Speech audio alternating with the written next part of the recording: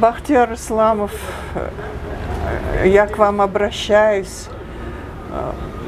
Есть же закон такой, что вот статья 187, что квартира все-таки должна мне принадлежать полностью, 100%. Я прошу вас удовлетворить мое желание, чтобы мы спокойно жили до самой смерти. Murojaat qilmoqchiman Oliy O'zbekiston Oliy sudiga. O'zingizni tanishtirib oling. Men Ibragimova Flora Jadinovna. Umr bo'yi yashaganman, Toshkentda tug'ilganman. Ota-bobolarim shu yerda, hammasi. Bizning oilamiz katta edi.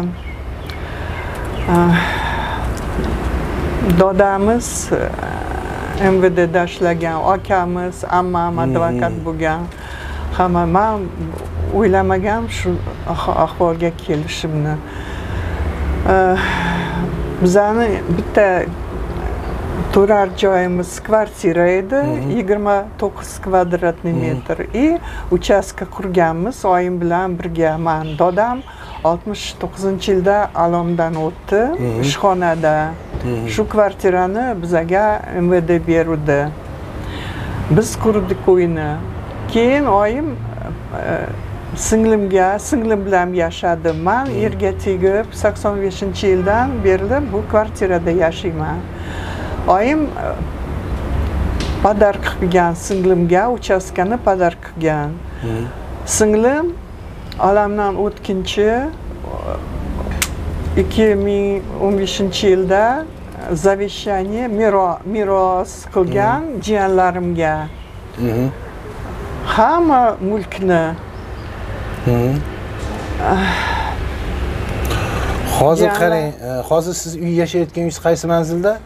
Dom, uchastka, kvartira? Uyim 21-kvartalda, Chilonzorda, Uchtepa rayonida, 21-kvartalda. Jiyanlarim uchastkani oldi. Endi kvartiraga ham ko'zolaytiryaptimi? Ko'zolaytiryapti, olishmoqchimi? Olishmoqchi. Mana qarang, sizlarda ikkita uy bo'lgan ekanda, bitta uchastka, bitta kvartira bo'lgan. Bitta kvartira bo'lgan. Bitta kvartira sizda qolgan, uchastka singlingizda qolgan. Singlim bu yerdan propiskadan o'chmagan.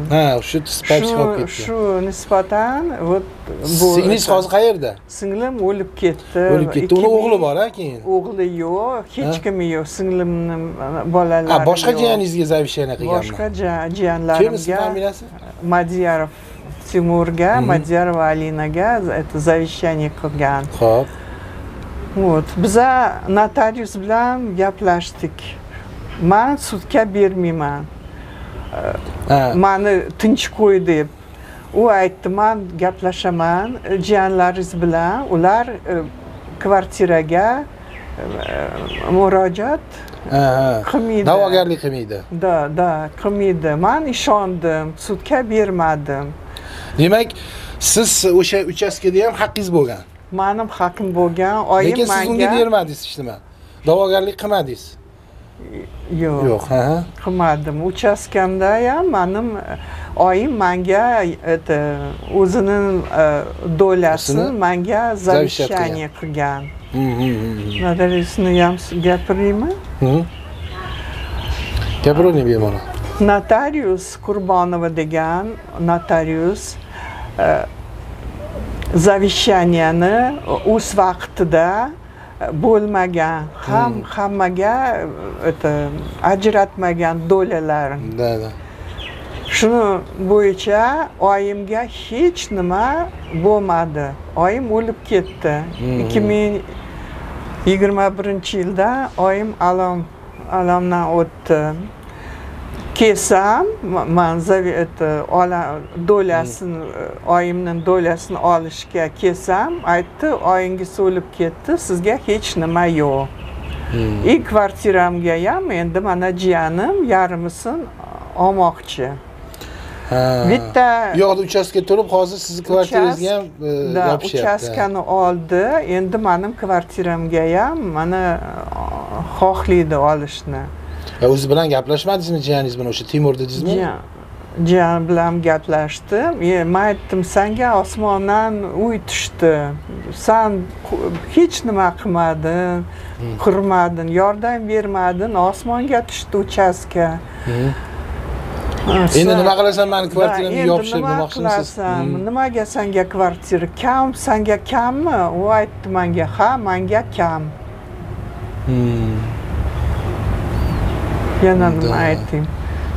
Bitta sud bizdan bu bo'yicha sud ham bo'lgan, ha? Sud bo'yicha sud bo'lgan. Ular sudga bergan. Ular sudga bergan. Ular sudga bergan, yarmisini olishga.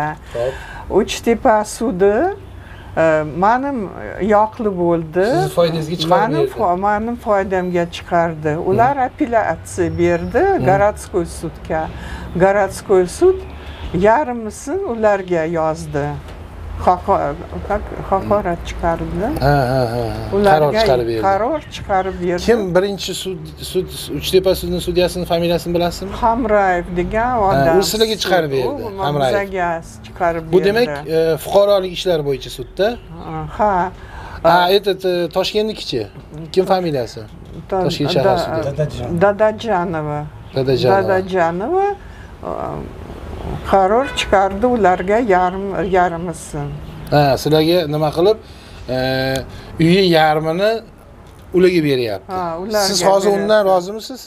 Men noroziman. Men tinch yashashga xohlayman. Siz hozir mana shu uyda, shu 21-kvartaldagi uyda Uchtepa tumanidagi necha yildan beri yashaysiz? 40 yil yashaymiz, bitta Isroil akam bilan.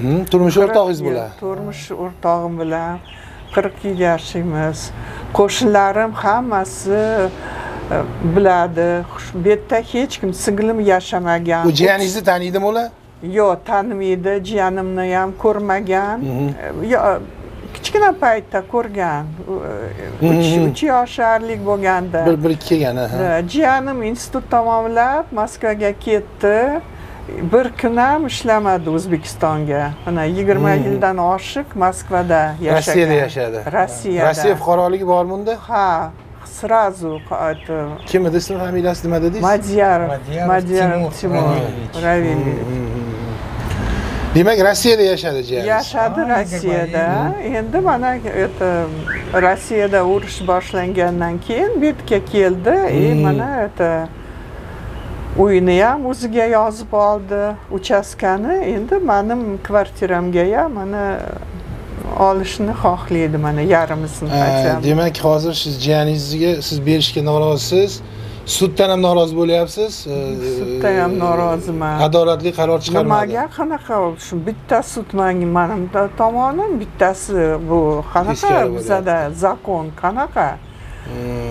187-statya bo'yicha 15 yil yashamasa odam, to'lamasa, remont biza 3 nalogini to'laganmi jiyaningiz bu yerga? Hech nima to'lamagan, nalogi. Jiyanim yordam ham bermagan, men yordam berganman. Umr bo'yi institut tamomlagancha men yordam berganman ularga, jiyanimlarga.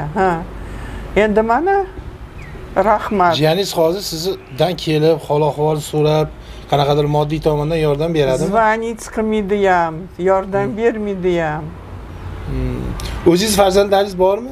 Farzandlarimiz yo'q, Xudo bermagan. Bo'lmagan. Endi qarang-da, mayli, endi u ham jiyaningiz ekanda. Xo'p, farzandlarim yo'q deyapsiz. Uyni kimga qoldirmoqchisiz? Kim bizani boqsa, biza hozir Xudoga shukr o'zimiz bozor qilamiz, hamma narsa qilamiz o'zi. Ertaga har xil vaziyat bo'lishi mumkin. Har xil vaziyat. Kim bizaga yordam bersa, shunga bo'ladi. Kim sizga qarasa, shunga bermoqchisiz. Siz aytmoqchisizki, menga na hol-ahvol so'ragan, na qaragan, xuddi jiyaningiz bo'lsa ham, unaqa odamga uy berish niyatingiz yo'q, shunaqami? Niyatim yo'q shunaqa odamga. U meni juda ham xafa qildi, juda ham. Timur, nimaga shunaqa qilding? Na russkimga ayting, na russkим. Да, я половину. Men o'zbekman. Mening dusham, как это, ko'nglim, men o'zbekman. O'sha qonimda o'zbek qoni. U bola tushunmaydi o'zbekchani. Bizada o'zbek qoni bor, Jintay. Timur, почему ты так поступил? Я всю жизнь вам помогала, как могла. И вы не даете нам спокойно умереть, спокойно старость. Я думала, в старости я получаю от тебя помощи, а я наоборот получаю от тебя вот такую вот неблагодарность. Tushunarli.